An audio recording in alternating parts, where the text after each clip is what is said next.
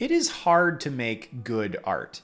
And even if you struggle mightily with defining what good art is in your own mind when you look at your work, chances are it's not as good as you want it to be.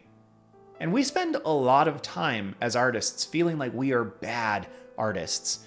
And if we're in a beneficial enough position not to think that we're bad as artists, we often think that we make bad art, or that we're bad at making art. This is a sentiment shared by many artists for a substantial amount of their art journey, that they are simply not good enough, that they are bad at some portion of the art making process.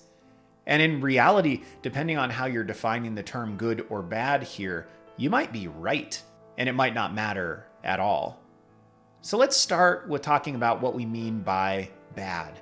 What you mean in your mind when you refer to yourself as being bad at a particular thing, bad at composition, bad at figures, bad at gestures, or what you think of when you term yourself as a bad artist. But there's a lot of different ways to look at this, a lot of different ways that we might define this. Do you think you're bad because you are worse than the other artists around you? Do you think you're bad because you simply aren't as good as you want to be? Or do you think you're bad because you aren't improving as quickly as you'd like to be? Because you got worse? You backslid skill-wise? Maybe you're bad because you aren't drawing or painting what other people think you should. Is your work always geared towards anime when everyone around you wants you to work on realistic things? Do you enjoy abstract art and your parents think that it's laughable? Do you refuse to use color like you see me do on so many of these, and people think that you're refusing to engage with the entirety of what is available to you artistically?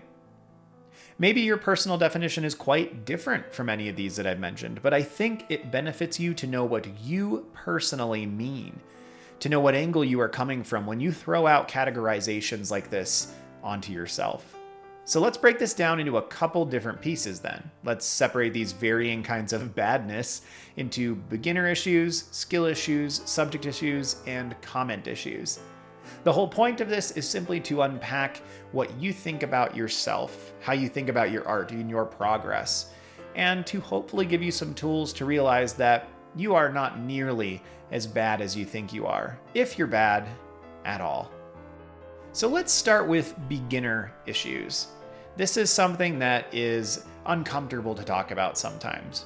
But when you start making art, just like when you start a sport or you start playing an instrument, you are likely not going to be very good. One might even say you might be bad at it, and that would be fair and totally understandable. Though uncomfortable perhaps, it's not an irrational place to be. When I started playing soccer in middle school, I was not good at it. I kicked the ball like everyone else did when they were younger with their toe. I had very little control, and my stamina for running was lackluster, to say the least. I got better over time as I put time into it, and I've pretty much stagnated since I was 14 because I haven't touched the sport again. But I didn't expect to be good. My coaches didn't expect to be good. The thing is, with art, you don't always have a coach. And even when you do as a teacher or a mentor, they don't always give you the freedom to be terrible for a little while. Learning takes a long time. And with all of the things that I've invested time into, learning how to teach, learning how to build curriculum, how to write lessons, how to write stories, how to write novels, how to write music, how to perform music, how to make all the varying types of art that I work on, I think the artistic journey has been the most difficult and has taken the most time. And this is likely the case for you as well. Making art is a difficult thing to get better at. And ironically, you improve tremendously fast when you start. So if you are a beginner, you've just picked up art 6 months ago, in those first 2 weeks, you probably grew more than you did over the next entire month. And the reality is that's how it keeps moving. At the point where I am, where I've been working on it for 20 some odd years, if I see any reasonable improvement in a 3 to 6 month period, I am feeling very blessed, because it doesn't happen all the time anymore.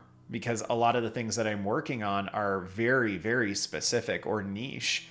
And honestly, because I don't spend all my time trying to improve, I spend a lot of my time trying to do things like what you're watching unfold here, execute an actual scene.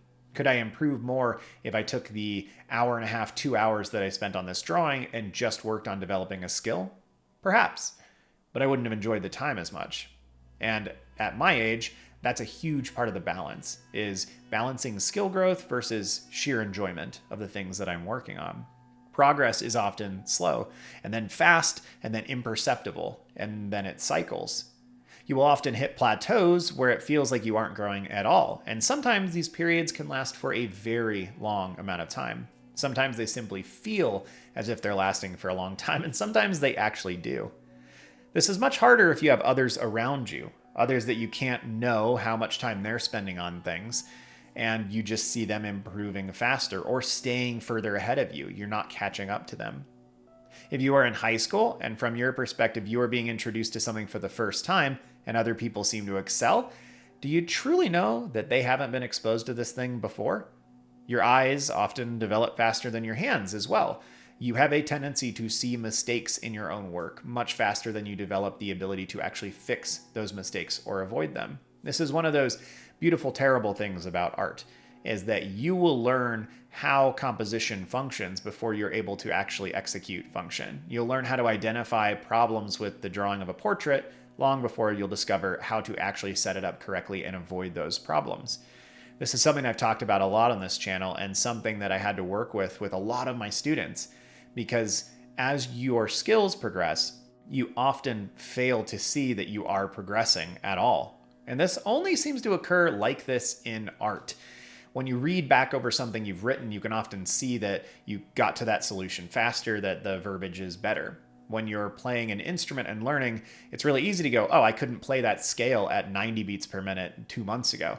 It's really measurable. Art in this capacity is something that is harder to measure because literally your eyes are developing, your ability to see things. I know your ears develop in a certain way when you work with music, but it's way harder to measure those kinds of improvements and those kinds of things when it comes to art. I've developed many, many tests over the years and quizzes and some vain attempt to try to measure this. And I hold that it might be doable, but I have not stumbled upon it, even though I've worked on it for about 13, 14 years now. So how can you deal with these kinds of beginner issues? The first thing is give yourself a lot of grace. Understand that the journey is going to take a long time, that you are a beginner. No one, including yourself, should expect you to be excelling at the rate that someone else is. We all kind of get into this at different points. If you are 16 years old or you are 60 years old, you are bringing different things to that journey when you start it. And regardless of where you are, it's worth starting. If you come from a much older age where you've worked careers before, chances are you're better at building habits and routines. And you probably are going to be a little bit kinder and gracious with yourself as you start. If you are really young, ironically, it's easy to feel like you're behind because you're watching everyone else take on new things all the time. In listening to a lot of other professional artists, it seems very common that these questions about am I too old for this, am I too slow for this, they almost always come from young people, which sounds really silly when you're my age. But I remember being 18 and looking at my friends and going, they're better than me. Am I already too far behind to make this work? And the reality is at that age, likely what you're seeing is a discrepancy between skill and talent. You're seeing people who came into that drawing or painting with a little bit of natural talent. And so they feel like they're eons ahead of you. And they might be, but nobody makes a career out of art based on talent alone. It's always going to be largely, if not infinitely more, based on skill. The time that you're putting into things, the time that you're putting into things, the practice that you're laying down, how dedicated you are, if your routines and habits are good. Are there going to be random people who get by on talent? Yeah, but it's incredibly uncommon. So the first thing there is just to be gracious with yourself if you are a beginner. I would also try to find a community of some kind. Find other people that you can spend time with, especially other people that are at a similar stage to you artistically. It's good to have friends and community members that are much better than you, and it's also good to have some that are a little bit behind you that you can help. I found that even in the Discord server that we have now, even though it's only been open for about 8 months, there are artists in there that are better than me, and there are artists in there that are just beginning. And I get a lot out of both. I'm able to develop my own eyes when I look at people who are struggling or are just getting started. And I feel good about the fact that I can point them in the right direction. And on the other side, looking at artists who are better than me, it's always amazing to see what I can glean from them. And when they give me feedback on my artwork, when I get input, it's like, oh, yay, what a joy. Like I'm getting something from this other person. And that's a really wonderful thing. Community has to be built on that mutualism. So those are some of the things that I would look into if you are a beginner and you are struggling with feeling that you're bad at art because you're just getting started on your journey. And also, this is the one stage that I can definitively say it's not that you're bad at art. It's the fact that everyone is bad at art when they start. It doesn't make you a failure. It doesn't mean that you're not going to do well at this thing. That's the natural starting point for everyone when they get into art. Don't worry about it. Don't stress about it. Just stick to it and everything will work itself out. The next area here is skill issues. So there is a difference between beginner issues and skill issues. Some of the beginner things are actually skill issues, but they're understandable. They're recognizable and predictable because you are just getting into the thing. Improvement, however, takes a lot of time. And as your eyes develop, you're going to start noticing specific skills that are lacking. This is where a lot of the comments that I got over the years came from, is people going like, oh, I'm terrible at color. I'm terrible at composition. I'm terrible at sketching. Often students would avoid those things that they labeled themselves as being bad at.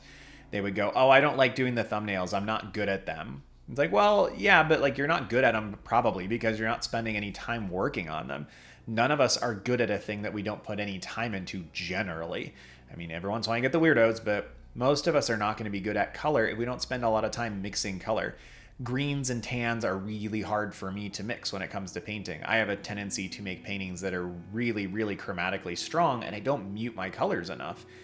And that means that I literally have a poster on the backside of my easel, where my easel is, that shows me how to mix a whole bunch of different types of color. Is that cheating? No. I mean, what even is cheating when it comes to art, unless you're like using AI to generate things for you and claiming that they're your own or stealing other people's work, or I guess they're the same thing. But if you are just giving yourself a template that makes things easier for you, like I do with painting, that's fine. You're just seeing a skill gap you have somewhere and you're giving yourself a tool to start working through it. It's very, very common, but if you've been an artist for a little bit of time, sometimes you can let those skill issues weigh you down. You can trick yourself into thinking, because I'm not good with figural drawings or gestural drawings, I'm not a good artist. I'm bad at making art. And no, you're just lacking skill in this one particular category. As you start to develop your artistic skills, you will start to narrow in on things that you want to do, narrow in on the things that drive you forward, the things that are important to you. There is a strong possibility, however, that your teachers or even your past experiences were doing very little to push you in that direction. Sometimes you hit an epiphany, you realize the kind of artist you want to be, the kinds of things you want to do, and then realize conversely that all your time for the last 6 months has done nothing to help you in that pursuit. This is hard, but it's pretty normal. It's almost like a small version of changing a career, realizing what you want to work on as an artist. Here's a pretty decent example. Let's say that you were in middle school and high school really attracted to anime and manga, and you brought how to draw anime into your classroom, and you were working on those things, and your teacher disparaged you for that. They said, no, that's stupid. You need to focus on learning the fundamentals, and this is only going to set you off on the wrong track. And you listened to that teacher, and you pushed that stuff aside, and you focused on all the fundamentals. And then 5 years later, you realized that no, really the reason you want to draw, the reason you want to paint is because you love those kinds of characters. You love those kinds of action shots. And you go back and you start working on those things. It wouldn't be unreasonable for you to sit there and have some resentment toward that teacher, to sit there and go like, oh my goodness, like I've wasted my time, to be resentful towards yourself, to feel like I'm a bad artist because I haven't focused on the things that were important to me. Your teacher in that situation, because I'm pretty sure I did this to a student. I had a conversation with somebody a month ago and I'm like, oh my goodness, I probably did that, when I was 24 or 26 and just getting started teaching and didn't know enough to realize that, there's a lot of subtlety to how you teach things and really a lot of subtlety to how you talk to someone, because everything there is true. You are going to be better at drawing anime and manga stuff if you focus on the fundamentals. That's absolutely true. but it's all about delivery. It's about how you get that information across to a 12-year-old kid and don't make them feel like they need to be ashamed of the things that they're enjoying. So I would jump down the throat of my old self if I had the chance and be like, stop this. Like, you don't know the perfect way, but it's easy to be arrogant, overly arrogant when you're in your early 20s. Now at my age, being close to 40, I look back on some of those decisions and go, oh, well, I'm glad that some of those things went south because, I got to learn how to be a better person, how to be a better artist, how to be a better teacher. You got to make some mistakes in order to understand how to move forward and how to be a better version of you. But you as an artist are going to have to make the decisions about what is important to you, the direction that you want to go, the things that you want to focus on. Only you can make those decisions, unless you have a business partner or you already have clients. But only you can really make those decisions about the things that you want to focus on. So, how do you deal with this? If your skill issue is realizing that you are lacking in a particular area, maybe it's a particular area that you just remembered you wanted to focus on. Maybe it's a particular area that you've avoided for a long time because it's uncomfortable for you. Well, I think that the solution's probably pretty obvious to you. You need to dedicate specific time to that thing. If figural drawing is something that you feel like you're really bad at and you want to get better at it, find some resources that will set you on the correct path to do that. Go find a couple YouTube videos, go find a class. But more than that, it's just dedicating time to the thing. If you dedicate time to practicing figure drawing, you're going to get better at figure drawing. Now, are you going to get better at the greatest rate possible? Probably not. You're going to need to figure out what kind of figure drawing you want to do, and more importantly, perhaps most importantly, what the goal of that figure drawing is. So, in that same kind of example, you want to get better at figure drawing because you love anime and manga. Maybe you want to do something professionally, maybe you don't care. You just want to do it because you enjoy it. Then you are going to work from probably figures that are real human people and try to figure out how they're put together. And you're also going to probably do master studies and copy from anime and manga that you really enjoy, that you feel like the artist has a style that you really jive well with or you really enjoy. And you're going to try to copy those things. And moreover, you're going to try to blend those two and figure out how your figural studies are actually able to be translated into the style of that particular anime or manga artist. This is a really cool thing to do, by the way, to take like a style guide from Naruto or One Piece or Demon Slayer or something, and then try to find actual pictures of models and convert them into that style. Those kinds of exercises will teach you more about your own personal style and how to draw the figures in that realm than almost anything else will. It's a really good exercise. It's not easy. It's going to be difficult to do, but it's going to force you to figure out, how did that artist simplify the face? How does that artist simplify the knees and the feet? What things does this artist totally ignore? Do they ignore things like Adam's apples and collarbones on their drawings? Not particularly uncommon. What do they exaggerate? Are the characters way bigger, taller, arms are longer, faces are bigger, eyes are usually larger? What kinds of exaggerations do they make? And then most importantly, as you start to work on those skills, what do you want to do? What kind of exaggerations do you want to make? And start figuring out how you can incorporate those into your art. But that's a little bit of how to deal with feeling like you're bad at art because of particular skill deficiencies. Focus on those skills, set yourself up building habits and routines to focus on them, and you'll watch the results flow in.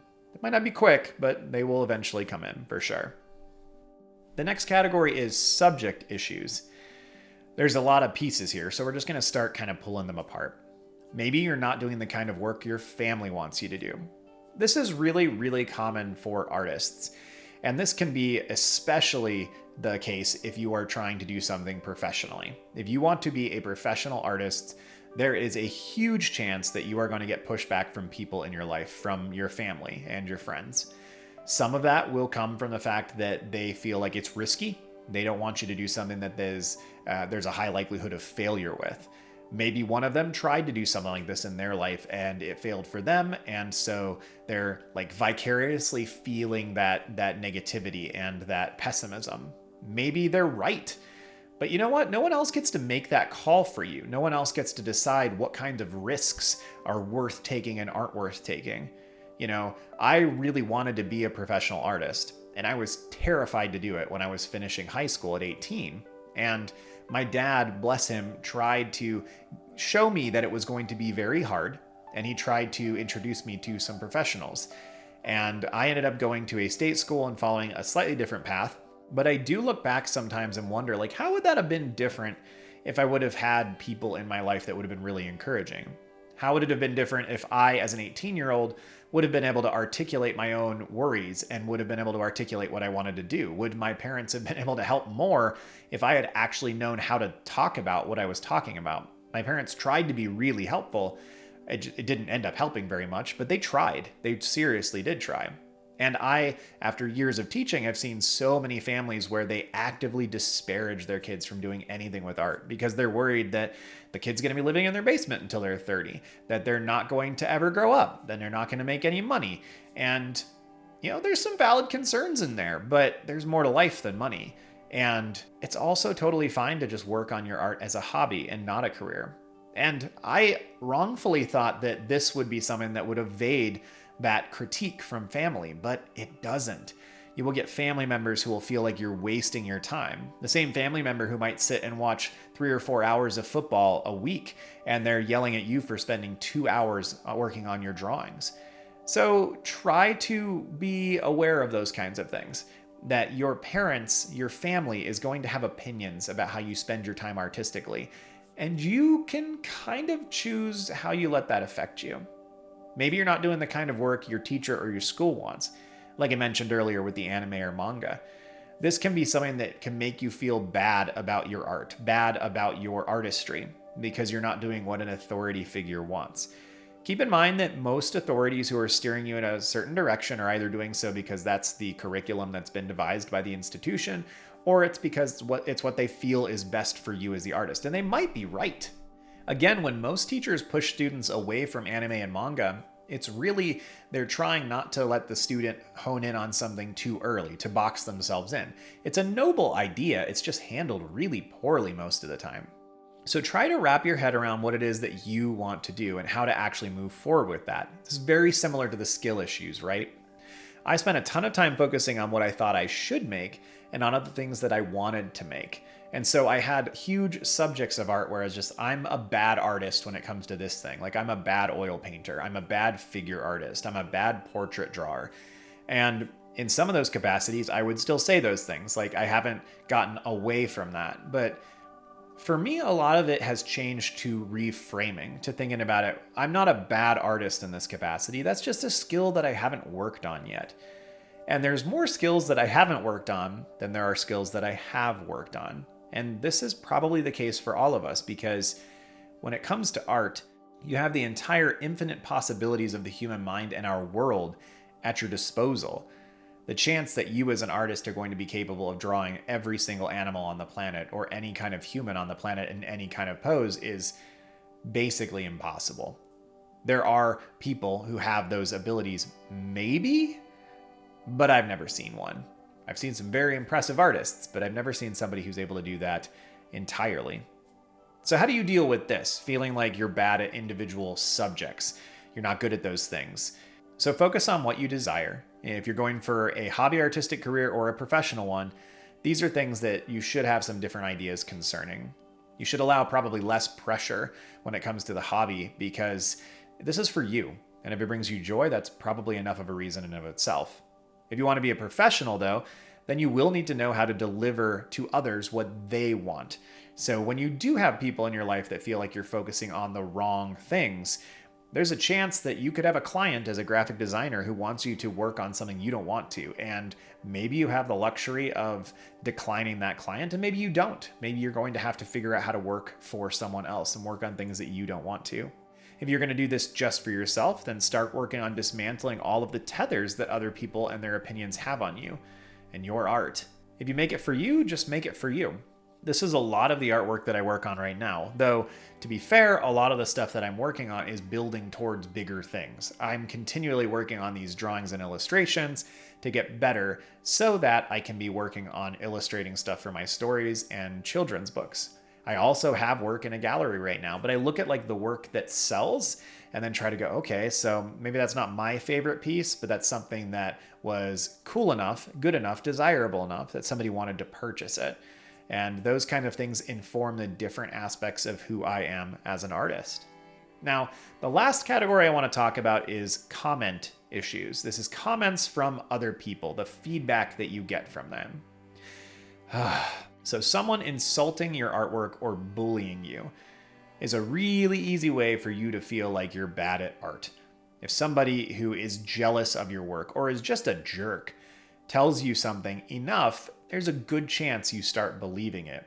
Somebody at school who doesn't like you, they wish they had your artistic skills and they push you around. They call your drawings crap, whatever it might be. And these things are way more damaging when they happen in your youth. If this kind of stuff happens to me now, I'm just going to recognize that person as being a terrible human being and disregard everything they say. But I still have things that I hold on to from 4th, 5th, 6th grade. Weird interactions that I had, social interactions that I had that still kind of loom in the back of my head. I had a teacher who introduced me in 6th grade to a person who came in about a week late to the school year as like, oh, I'm sorry, you're going to have to share a locker with this kid. Like, he's pretty weird. That was the way that my 6th grade teacher introduced me to a new student. This new student ended up becoming my best friend, but he's told me many times over the years he was actually a little freaked out by that interaction. And there was a good chance that if we hadn't gotten off on the right foot later, that would have just been the end of that relationship. That was perhaps a joke or a throwaway comment by that teacher, or was actually mean. I don't know. But those kinds of throwaway comments can be tremendously damaging when you are young. And I know a lot of artists who have gotten out of particular mediums, who've strayed entirely from making art because of what somebody said that was bullying or harassing. And this is a real concern. It does happen. There was this girl, she was a girl then, she's a woman now, who used to sing at our church years ago. She had a wonderful voice, but she tried out for a play at school. And the person who was doing tryouts made one nasty comment about her singing voice. And she quit singing at church. And to my knowledge, she has not sang in public since. And I think she was 16 when this happened. And she had a wonderful voice. Sometimes that's all it takes. And that's terrifying. It also means that, like, if you have a tendency to sometimes say nasty things, even if you're just joking or being pretty harsh and sarcastic, maybe be careful about it. Because sometimes people will sit there and be like, well, I know he said that as a joke, but there's probably some truth in there. Just be careful. And if you're the kind of person who has taken those kinds of things, who's been beat up by other people talking about your artwork, talking about how you're less than, your style is poor, you're bad as an artist, I would like to try to encourage you. Other people's opinions, especially the negative ones, sometimes have to just be discarded.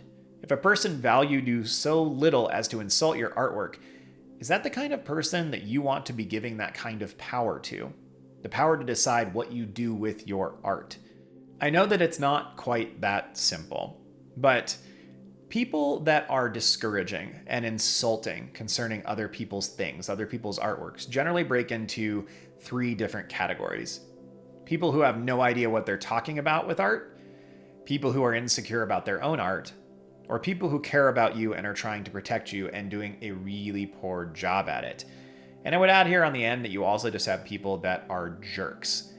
That last category, of course, if you know somebody's just being mean to you for the sake of being mean to you, you have to throw out what they say, because the likelihood that what they're saying about your artwork has any connection to reality is just so small. They are just seeking a way to berate you, to make you feel less than, and you don't need that. You are a valuable human being, and bullying is a terrible thing that dismantles people's self-confidence. It's a horrible reality of what it is to be human, especially as a young human. So whatever you can do to push those comments out, to get rid of that negative talk in your mind, do it. If counseling or therapy is something that would be beneficial to you in this capacity, I would highly recommend seeking it. If you have other friends that you can really trust, that you can talk through these things, even if you need to sit down and cry and break down about it, that's probably productive. I wish there was a way to just protect all of the youth as they're coming into art, but jerks exist. We've all encountered them. I had some people in my freshman year of high school who said terrible things to me that in their minds were just jokes, like we're just berating the new kid, things that it took me years to get over. And it wasn't until I hit probably 18 or 19 that I started to wrap my head around like, oh, I think those were jokes. And I'm very literal and I didn't understand. And maybe they were just being terrible human beings and I'm giving them too much credit now as an adult. But if you're pretty sure that somebody who's bullying you about your art, who's tearing you down is just a jerk, do everything in your power to just throw out every word they say. But what if it's somebody who just has no idea what they're talking about? This can happen on either side. I've had a lot of people who've commented on my artwork over the years where I'm looking at them and going, you don't know what you're talking about. And they've said kind things. And I just kind of nod and smile and tell them thank you. Like, that's really kind. I appreciate it. And when they say negative things, I have at many times in my art career sat down and like tried to explain to them why they're wrong. And I feel like every one of those moments has been utterly wasted. If I can look at a person and they're giving me negative comments about their art and they don't know anything about art, then they're just commenting as a single human who doesn't like this particular thing I made. And you know what? They're entitled to that opinion. But I'm also entitled not to listen to it and not to heed it. And I would encourage you to do the same. If somebody says something negative about your artwork, they're not being a jerk, but they're just uninformed. They're telling you like, I don't think the eye should be there. It's like, no, that's exactly where it would be. Or I don't think the arm moves that way. It's like, no, I've studied anatomy for a long time. That's exactly how this looks. Feel free to just thank them for their input and then throw it out. Just don't even heed it. These people happen often. Like, this is a pretty common occurrence if you do art in any public way. There's a good chance that your family members fit into this category. They're trying to tell you something that they think is beneficial and they just don't know what they're talking about. But maybe they mean well, maybe they don't. But these are the kinds of comments you can kind of just ignore, but not throw them out in a visceral manner like you would with the jerk. What if they're insecure about their own art, though? What if this is the other kid in your art class who has to point out any anatomical issues that exist in yours, that any of your compositions that are kind of lame or struggling? These people are harder to deal with because they're often pretty motivated to bring you down because it makes them feel elevated. It makes them feel better. This is a lot of what bullying is in middle school and high school in general, is everyone is trying to figure out how to deal with puberty, how to deal with the fact that their bodies change and their minds are changing, everyone around them's changing, the world's changing, a lot of stuff's happening at home. And so if they can take those things, those issues that they're dealing with and extricate them from themselves and throw them on someone else, they're going to feel better about themselves. This is hard because the things they say are unkind and they're hurtful. And even having a good awareness of where those things are coming from is generally not going to make it that much better in the moment. When you're older, you can pull those things apart and you can try to rationalize them and understand where they were coming from. And even if it happens, at your workplace and somebody your age does it, you're like, that was really stupid. Sometimes you can contextualize those things and dismantle them. If you have the ability, confronting people on these things is often beneficial because if they're not just being a jerk, sometimes you can stop it. You can stop it by sitting there and responding to them by telling them, why are you doing this? And that's really the biggest thing, is a lot of times you can just go, why? And this kind of person will often backpedal and go, well, I'm just trying to help you. And you could very easily then go, thanks, but I don't really want your help. It's an awkward position for them to be in. And often that will be enough to dismantle it. If they're going to go on beyond that, then they're stretching into the jerk category, where if you're in a class, that's a good point to just go to the teacher and say, this person is just ragging on me and I'm done with it. If it's in, your personal life, then it's one of those things where you can work to distance yourself from that person. But generally, if they're insecure and you just confront them on it, it will make it awkward enough for them. And if you struggle with that kind of confrontation, maybe just do whatever you can to distance yourself from that person. The last category is a little bit harder, though, because the last category is the person who thinks they're benefiting you. It's the person who cares about you and wants you to improve as an artist and wants you to get better. These are the people that tell you you should work only on things that are going to bring you money, only on things that are going to help your career. You shouldn't be working on those kind of things because they won't fit into your portfolio. You should be painting beach scenes because that's what people want to buy.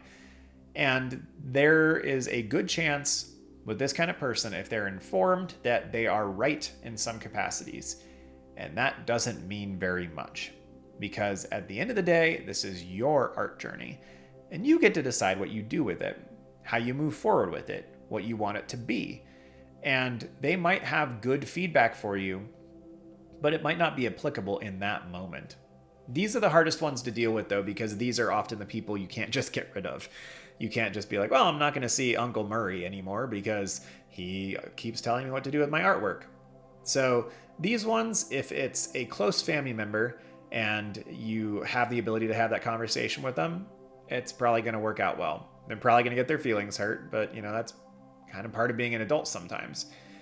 If it's somebody else, and you have a good relationship with your parents, you could always talk to your parents and see if they could maybe make that connection for you.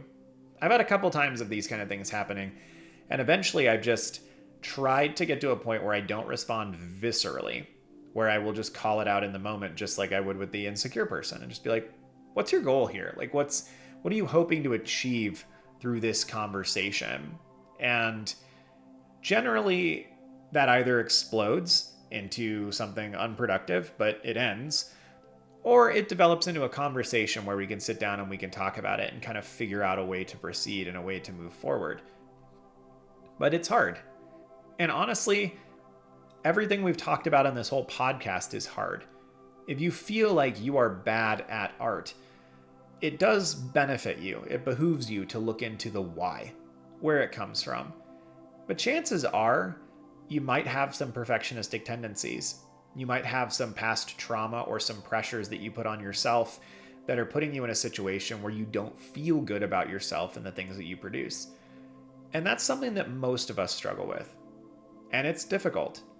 There are resources out there that can help you with those things. I find for myself that I often need to figure out the genesis point of things. Why do I think this way? Where is this coming from? But I also have friends that I go to with these things. I talk to my wife about these things. I have a counselor that I talk to about sometimes when I have things that I need to sort through. And there's nothing wrong with that. There's no shame in seeking help when you need help. But as I close this podcast, please remember, you are probably the hardest person on your art that there is. You are probably not a bad artist, and certainly not as bad as you think you are if you're still here and you're still listening. The reality is it just takes time, and you're getting better all the time. And because you're getting better, you can see more of how you're not getting better. But you are improving. If you're putting time into art frequently, you are growing, you are getting better. It's just very, very hard for you to see it. So reach out to some people you trust, try to form a little bit of community with other artists in it. And I really hope that there's been some element in this podcast that's been beneficial to you. I know this is a hard area.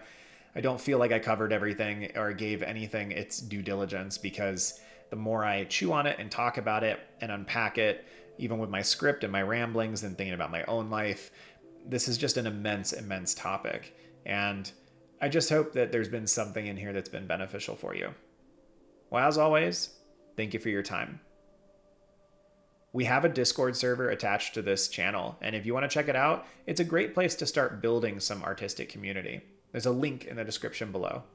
Thank you to Patreon Who, What, Where, When, and my other patrons as well. Your support is very much appreciated and allows videos like this to happen. Have a good one, y'all. See you soon.